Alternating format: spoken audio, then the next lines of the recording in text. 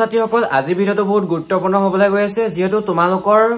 যিখিনি কমেন্ট দিছা সেই কমেন্ট বিলাকৰ পৰাই তোমালোকক এনসাৰ দিম তোমালোকৰ যিমানখিনি ডাউট হৈ আছিল সমাৰ্ট ৰিলেটেড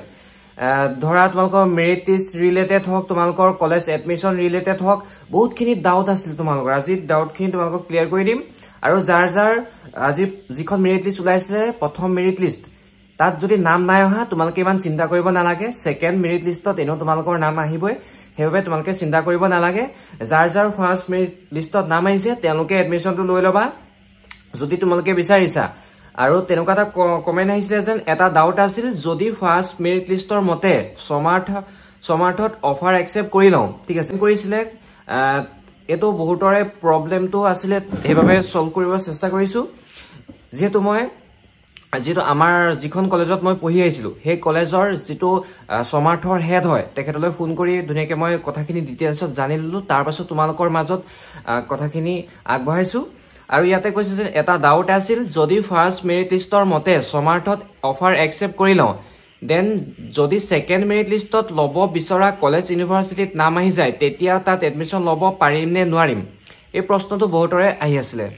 মানে ষ্টুডেন্ট জনে কৈছিল যে যিখন কলেজত ফাৰ্স্ট মেৰিট লিষ্টত নাম আহিছে হেখন কলেজত তেও লব বিচৰা নাই নাম আহিছে ফাৰ্স্ট মেৰিট লিষ্টত হেখন কলেজত তেও লব বিচৰা নাই কিন্তু তেও যিখনত লব বিচাৰিছে হেখনত অহা নাই পিছত যদি আহে যদি আজিখনত আহিছে হেখনত যদি এডমিশনটো লৈ লয় পিছখনত যদি আহে তেও লব পাৰিবনে নোৱাৰে হয় পাৰিবা কিন্তু তাৰ বাবে তোমালোকে এটা কাম কৰিব লাগিব যেতিয়া মই হুদিছিলো যেতিয়া ছাৰক ফোন কৰি হুদিছিলো ছাৰে ক'লে যেন ছাৰ যিখন কলেজত নাম আহিছে হেখন কলেজত মই এডমিশন লব বিচৰা নাই কিন্তু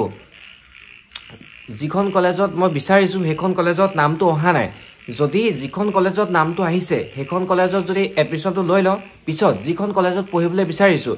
হেখন কলেজত এডমিশন পাম নে নাপাম তেতিয়া ছাৰে ক'লে যেন পাবা যিখন কলেজত প্ৰথম মেৰিট লিষ্টখনত নাম আহিছে যদি তোমালোকে হেখনত লবলৈ বিচাৰিছা তেনে লব পাৰিবা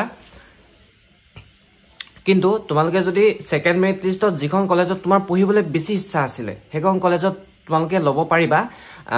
এডমিশনটো তোমালোকে কেনসেল কৰিব লাগিব মানে প্ৰথম মেৰিট লিষ্টত যিখন কলেজত তুমি এডমিশনটো লৈ ললা হেখন কলেজত তোমালোকে এডমিশনটো কেনসেল কৰিব লাগিব তেতিয়াহে সেকেন্ডখনত পাবা তেনেকে ক'লে যেহেতু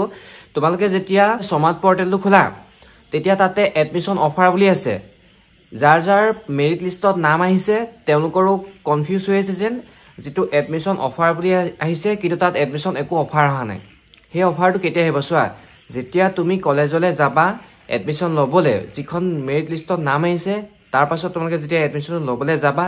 তাৰ পাছতে তোমাক এডমিশন অফাৰটো দিব এতিয়া নিদিয়ে যেতিয়া তুমি এডমিশনটো লৈ আহিবা তেতিয়াহে দিব বাৰু প্ৰশ্নবিলাক ক্লিয়াৰ হৈছে নে ধুনিয়াকে হেতু বুজাই দিলৈ আৰু এটা প্ৰশ্ন হুদি আছিল যেন কিছুমানৰ জেনেৰেল কাষ্ট আহি গৈছে মানে কাষ্টটো তেখেতৰ জেনেৰেল নহয় ষ্টুডেন্টৰ জেনেৰেল নহয় ধৰিলা ওবিসি হয় এসসি এসটি হয় কিন্তু জেনেৰেল আহি গৈছে পাৰ্সেন্টেজটো লগতে জেনেৰেল আহি গৈছে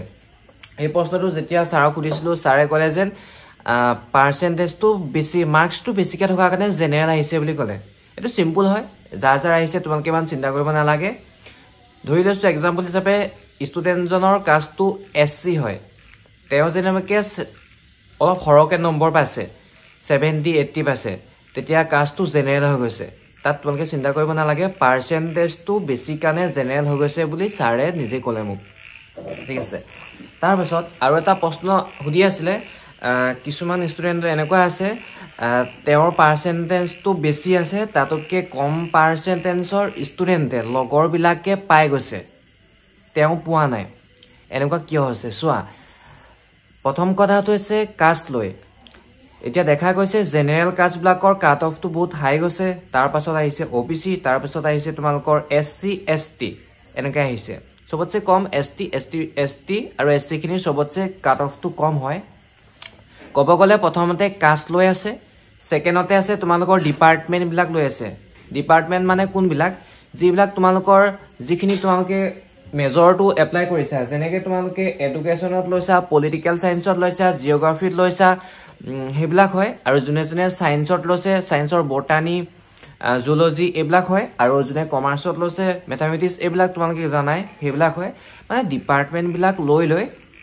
বেলেগ বেলেগ আছে কিছুমান ডিপাৰ্টমেণ্টে অলপ হাই কাট অফ দিছে কিছুমান ডিপাৰ্টমেণ্টে কম লৈছে হেতুটো হয় মেইন কথাটো হেতু ঠিক আছে আৰু এখন মেৰিট লিষ্টখনত ইমান তোমালোকে চিন্তা কৰিব নালাগে এখন মেৰিট লিষ্টত একো তেওঁলোকে ডকুমেন্টছ ভেৰিফিকেশ্যন নকৰাকে দিছে কিয় কৈছো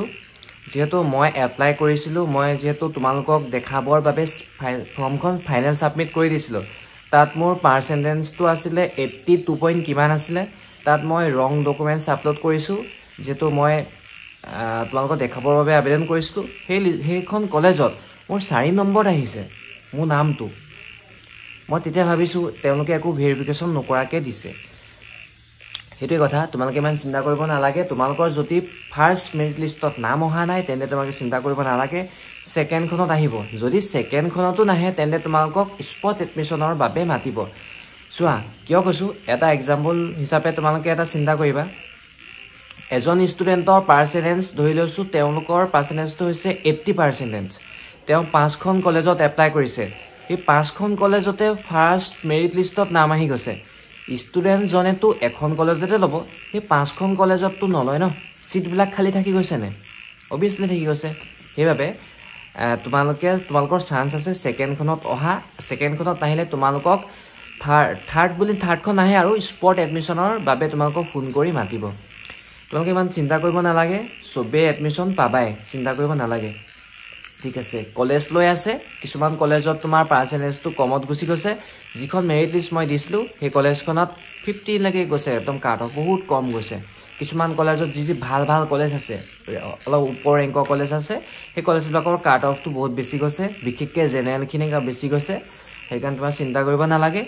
আৰু দুটামান কমেন্ট ইয়াৰ পৰা লৈছো ৰবা তোমালোকৰ কমেন্ট কেইটামান লৈছো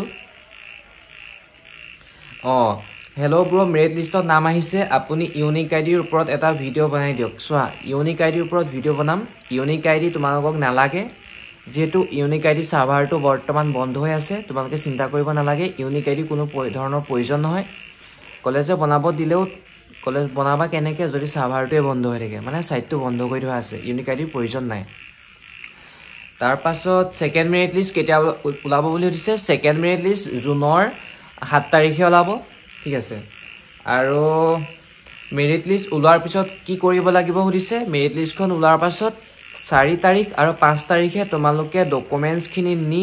কলেজলৈ যাবা কলেজলৈ গৈ পেলাই তোমালোকে এডমিশনটো কৰি লবাগে সিম্পল হয় ডকুমেন্টছ খিনি নিবা আৰু যিখন কলেজলৈ যাবা হেখন কলেজলৈ যাওঁতে তোমালোকে যেটো যেতিয়া তোমালোকে এপ্লাই কৰিছিলা ৰেজিষ্ট্ৰেচন ফৰ্মখন প্ৰিন্ট আউট কৰি নি পেলাই হেখন দিব লাগিব তাৰ পাছত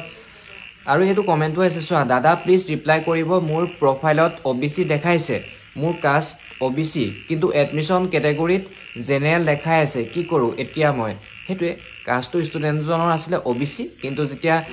মেৰিট লিষ্টখন লাইছে তাত মানে ক্যাটাগৰীটো জেনেৰেল দেখাই আছে হেতু পাৰ্চেন্টেজটো বেছি কাৰণে হৈছে বুলি ছাৰে তেনেকে ক'লে হবও পায় নহবও পায় যেটো ছাৰতে মেৰিট লিষ্ট নিজে মাৰিছে হেবে তেনেকে কৈছে হেবে তোমালোকক মই তেনেকে বুজাই দিছো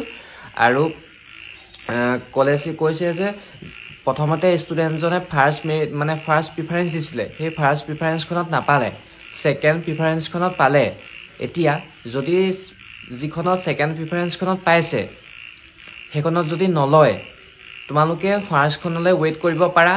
এনো পাবাই যদি ওয়েট নকৰা যদি সেকেন্ডখনত লম বুলি ভাবিছা তেনে লব পাৰিবা হেখনত যদি লৈ লোৱা তেনে ফাৰ্স্টখনত তোমালোকে পাবা নে নোপোৱা হেতু দিছিলা পাবা কিন্তু সেকেন্ডখনত তোমাৰ সেকেন্ড প্ৰিফাৰেন্সখনত যদি এডমিশন লোৱা হেখনত এডমিশনটো কেনসেল কৰিব লাগিব তেতিয়া ফাৰ্স্টখনত পাবা তাতকে তোমালোকে ওয়েট কৰা সেকেন্ড মেৰিট লিষ্টলে তেতিয়া ডাইৰেক্ট লৈ লোৱাৰ বেছি ভাল হ'ব আৰু যিখিনি ইনফৰমেশন দিলো গুটেখিনি মই সাৰহতক খুদি মেলি তোমালোকক দিছো যদি কাৰোবাৰ কিবা আৰু খুদিব লগা আছে তেন্তে কমেন্ট কৰিবা কমেন্টৰ ৰিপ্লাইৰ বাবে এটা ভিডিও এক্সট্ৰাকে বনাই দিম এটো ভিডিও বহুত দীঘলীয়া হৈ গল যি ইম্পৰ্টেন্ট কথা আছিল সেইখিনি কলো যদি ভিডিওটো ভাল লাগিলে তেন্তে চেনেলটো সাবস্ক্ৰাইব কৰিবা আগলৈ এনেকুৱা ইম্পৰ্টেন্ট ভিডিও পাই থাকিবা বাই বাই হেল্ল